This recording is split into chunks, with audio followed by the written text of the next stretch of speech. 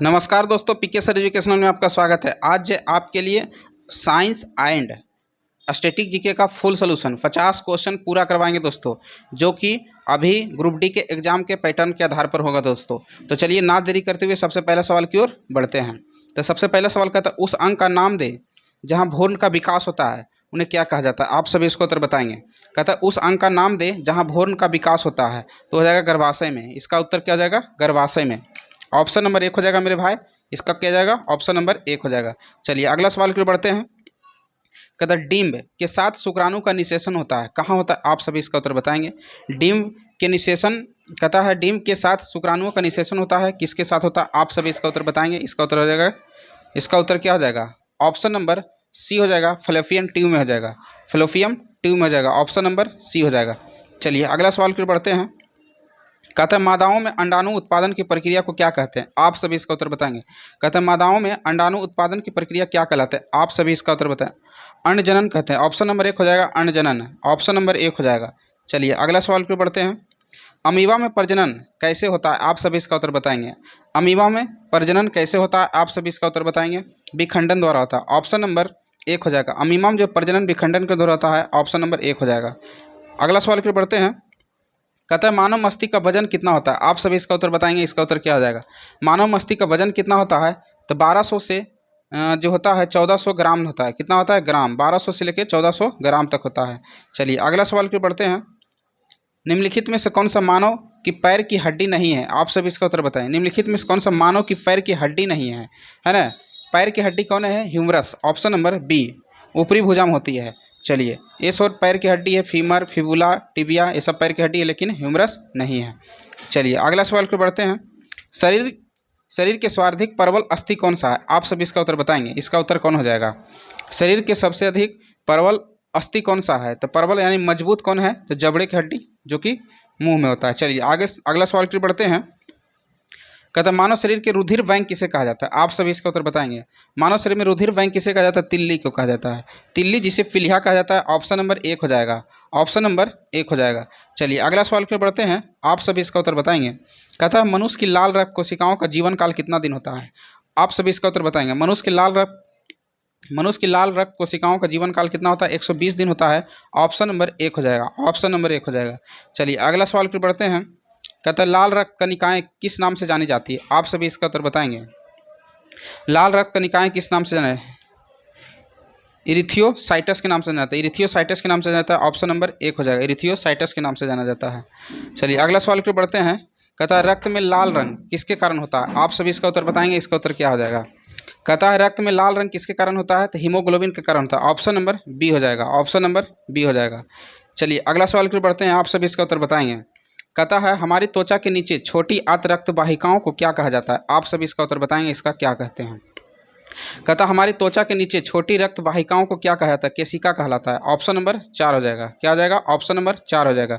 अगर जो इस चैनल पर नए हैं तो सब्सक्राइब कर बेल आइकन दबा देंगे। चलिए अगला सवाल पर बढ़ते हैं। कहता है रक्त एक क्या है?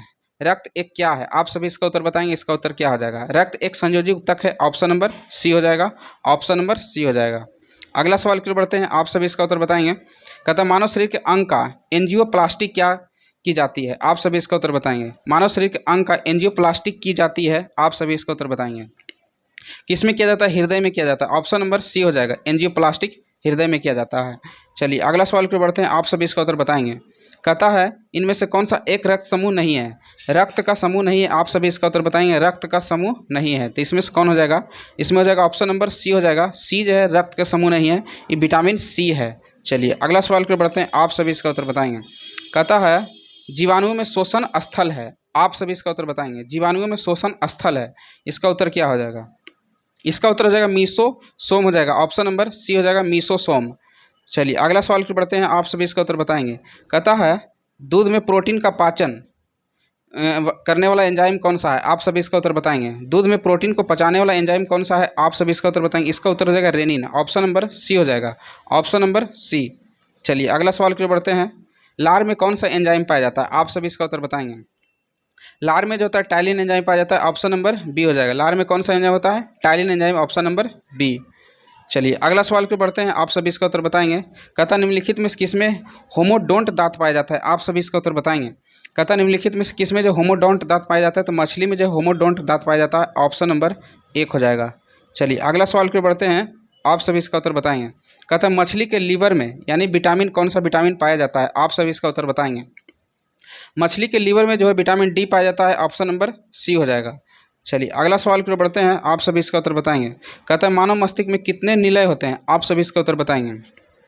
कहता है मानव मस्तिष्क में कितने निलय होते हैं, इसका हो जाएगा 4 निलय होते हैं। कितना होता है, 4 होता है, ऑप्शन नंबर बी हो जाएगा, ऑप्शन नंबर बी हो जाएगा। चलिए अगला सवाल की ओर बढ़ते हैं, आप सभी इसका उत्तर बताएंगे। कहता है कलहारी मरुस्थल किस महाद्वीप का हिस्सा है। कहता है कलहारी मरुस्थल किस महाद्वीप का हिस्सा है, आप सभी इसका उत्तर बताएंगे। इसका उत्तर क्या हो जाएगा, अफ्रीका का है, ऑप्शन नंबर सी हो जाएगा। अफ्रीका जो है कलहारी मरुस्थल है। चलिए अगला सवाल पर बढ़ते हैं, आप सभी इसका उत्तर बताएंगे। कहता है 30 kg के द्रव्यमान की एक वस्तु 5 मीटर प्रति सेकंड की एक समान वेग से घुमाया जा रहा है, तो वस्तु की गतिज ऊर्जा है, यानी गतिज ऊर्जा का फॉर्मूला लगाना होता है। तो गतिज ऊर्जा का फॉर्मूला होता है 1/2 mv² होता है, mv² होता है। तो द्रव्यमान हमारा कितना है, 30 kg दे दिया है, और हमारा वेग कितना दे दिया है 5, यानी कि 5 का स्क्वायर हो जाएगा, यानी 5 × 5 = 25 और 1/2 तो कट जाएगा कितना बार में 15। तो 15 × 25 कीजिएगा तो लगभग आ जाएगा हमारा 375 आ जाएगा। कितना आ जाएगा, 375 जूल। इसमें तो बनाने की भी जरूरत नहीं है, क्योंकि जूल ही होगा कार्य का कि गतिज ऊर्जा की मात्रा क्या होता है, जूल हो जाता है, ऑप्शन नंबर बी हो जाएगा। चलिए अगला सवाल पर बढ़ते हैं, आप सभी इसका उत्तर बताएंगे। कहते हैं महात्मा बुद्ध ने अपना पहला धर्म चक्र प्रवर्तक किस स्थान पर दिया था। कहता है महात्मा बुद्ध ने अपना पहला धर्म चक्र प्रवर्तक किस स्थान पर दिया था, तो सारनाथ में दिया था, ऑप्शन नंबर बी हो जाएगा, सारनाथ में दिया था। चलिए अगला सवाल पर बढ़ते हैं, आप सभी इसका उत्तर बताएंगे। कहता है 20 kg द्रव्यमान की एक वस्तु 5 मीटर प्रति सेकंड के समान वेग से गतिमान है, तो वस्तु द्वारा लगाई गई गतिज ऊर्जा, ये भी फार्मूला लगा देना है, गतिज ऊर्जा का फार्मूला लगा देना है ना। तो 1/2 होता है, 1/2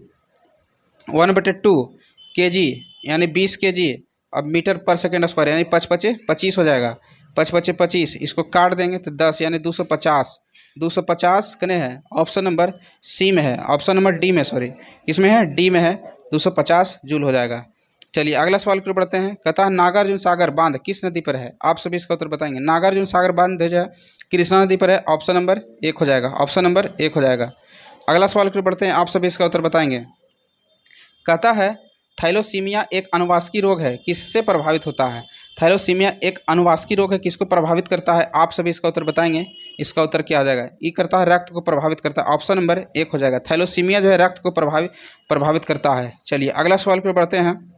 कहता है रेडियो सक्रियता का आविष्कार किसने किया, आप सभी इसका उत्तर बताएंगे। कहता है रेडियो सक्रियता का आविष्कार किसने किया, आप सभी इसका उत्तर बताएंगे। हेनरी बेकलर ने किया था, option number C, option number C हो जाएगा, हेनरी बेकलर ने किया था। अगला सवाल पर बढ़ते हैं। सबसे पहले डीएनए को अलग किसने किया था, आप सभी इसका उत्तर बताएंगे। कहता है सबसे पहले डीएनए को अलग किसने किया था, James Watson and Francis Crick ने किया था, James Watson and Francis Crick ने किया था, ऑप्शन नंबर डी हो जाएगा। चलिए अगला सवाल पर बढ़ते हैं। कहता है मोहिनी अट्टम किस राज्य का लोक नृत्य है, आप सभी इसका उत्तर बताएंगे। मोहिनी अट्टम किस राज्य का लोक नृत्य है, तो केरल का है। कहाँ का है, केरल का, ऑप्शन नंबर सी हो जाएगा। चलिए अगला सवाल पर बढ़ते हैं। कहता है सल्फर डाइऑक्साइड का अपेक्षिक आणविक द्रव्यमान कितना होता है, आप सभी इसका उत्तर बताएंगे। सल्फर ऑक्साइड का अपेक्षिक द्रव्यमान कितना होता है, तो 64 होता है। कितना होता है, 64 होगा, है ना। सल्फर डाइऑक्साइड का 64 होता है, तो होता है SO2, है ना। इसको निकालिएगा तो लगभग इसका सल्फर का कितना हो जाता है 32, आई हो जाएगा कितना 16 दूनी 32, ई भी कितना हो जाएगा 32, 32 दूना 64 हो जाएगा। कितना हो जाएगा 64, ऑप्शन नंबर सी हो जाएगा। चलिए अगला सवाल पर बढ़ते हैं, आप सभी इसका उत्तर बताएंगे। कहता है लोहे पर जंग लगना एक कैसा उदाहरण है, आप सभी इसका उत्तर बताएंगे। इसका उत्तर क्या हो जाएगा, लोहे पर जंग जो है रासायनिक परिवर्तन है। कैसा है, रासायनिक परिवर्तन, वैसा परिवर्तन जो परिवर्तन होने के बाद जो आपस नहीं मिलता है, वो ना मिले उसे क्या कहते हैं, रासायनिक, और जो मिल जाए उसे भौतिक परिवर्तन, है ना। चलिए अगला सवाल पर बढ़ते हैं। इसका आंसर हो जाएगा ऑप्शन नंबर 1 हो जाएगा। कहता है निम्नलिखित में से कौन सा विद्युत का अच्छा सुचालक है, आप सभी इसका उत्तर बताएंगे। विद्युत का अच्छा सुचालक है, एक ही मात्र है, अधातुय है लेकिन ग्रेफाइट है, ऑप्शन नंबर डी हो जाएगा, ऑप्शन नंबर डी। चलिए अगला सवाल पर बढ़ते हैं। न्यूक्लियस के बाहर में डीएनए को कहाँ मिलता है? आप सभी इसका उत्तर, न्यूक्लियस के बाहर डीएनए कहाँ मिलता है? आप सभी इसका उत्तर बताएंगे, इसका उत्तर क्या हो जाएगा? न्यूक्लियस के बाहर डीएनए कहाँ मिलता है? आप सभी इसका उत्तर बताएंगे, इसका उत्तर क्या हो जाएगा? इसका उत्तर हो जाएगा माइटोकॉन्ड्रिया मिलता है, ऑप्शन नंबर 4 हो जाएगा। माइटोकॉन्ड्रिया ऑप्शन नंबर 4 हो जाएगा। चलिए अगला सवाल की ओर बढ़ते हैं। इंद्रधनुष किस कारण बनता है? आप सभी इसका उत्तर बताएंगे। कहता है इंद्रधनुष किस कारण बनता है? अपवर्तन अपरिवर्तन के कारण बनता है। अपवर्तन एवं परिवर्तन के कारण, ऑप्शन नंबर 4 हो जाएगा। ऑप्शन नंबर 4 हो जाएगा। चलिए अगला सवाल की ओर बढ़ते हैं। कॉपर सल्फेट के लोहे के साथ अभिक्रिया करने से आयरन सल्फेट क्या निर्माण होता है? कहता है कॉपर सल्फेट के साथ लोहे के साथ अभिक्रिया करना, Fe plus copper sulphate CuSO4, इसके साथ अभिक्रिया कराएंगे तो क्या बनेगा? यानी तो आयरन सल्फेट तो बनबे करेगा, आयरन सल्फेट के साथ यानी अलग हो जाएगा हमारा क्या? कॉपर। इसके साथ ही मिल जाएगा तो हमारा क्या अलग हो जाएगा? कॉपर। यानी ऑप्शन नंबर 4 हो जाएगा। क्या मिल जाएगा? ऑप्शन नंबर 4 हो जाएगा। चलिए अगला सवाल की ओर बढ़ते हैं। प्रायः धन आवेशित तत्वों की संयोजकता कितना होता है? धन आवेशित तत्वों की संयोजकता कितना होता है? 1 2 3, याद रखिएगा 1 2 3। चलिए अगला सवाल की ओर बढ़ते हैं। आप सभी इसका उत्तर बताएंगे। कहता तवा परियोजना एक नदी परियोजना है, यह भारत के किस राज्य में स्थित है? आप सभी इसका उत्तर बताएंगे। कहता तवा परियोजना एक नदी परियोजना है, भारत के किस राज्य में स्थित है? आप सभी इसका उत्तर बताएंगे। यह मध्य प्रदेश में स्थित है, ऑप्शन नंबर 4 हो जाएगा, मध्य प्रदेश में है। चलिए अगला सवाल की ओर बढ़ते हैं। कहता है विभवांतर 40 वोल्ट और 0.5 आवेश प्रेषित करने के लिए किया गया कार्य क्या होगा? यानी कार्य W बराबर फार्मूला लगा देंगे, यानी कि V गुने Q हो जाएगा। V गुने Q यानी 40 हो जाएगा, वोल्ट हो जाएगा, यानी विभवांतर हो जाएगा। आवेश कितना है? 0.5 है, पॉइंट हटेगा तो यहाँ 5 चौक 20 हो जाएगा। कितना हो जाएगा? 5 चौक 20 जूल हो जाएगा। ऑप्शन नंबर 1 हो जाएगा। चलिए अगला सवाल की ओर बढ़ते हैं। आप सभी इसका उत्तर बताएंगे। कहता है सूर्य के देखने के लिए किस यंत्र का प्रयोग किया जाता है? तो हेलियोस्कोप का प्रयोग किया जाता है, ऑप्शन नंबर C हो जाएगा। कहता है सूर्य को देखने के लिए किसका प्रयोग किया जाता है? तो हेलियोस्कोप का प्रयोग किया जाता है। कहता नोबेल पुरस्कार किस देश के द्वारा दिया जाता है? आप सभी इसका उत्तर बताएंगे। कहता नोबेल पुरस्कार किस देश के द्वारा दिया जाता है? तो स्वीडन के द्वारा दिया जाता है। कहता है नोबेल पुरस्कार स्वीडन के द्वारा दिया जाता है। अगला सवाल की ओर बढ़ते हैं। कहता है संविधान के प्रथम अनुच्छेद के अनुसार भारत क्या है?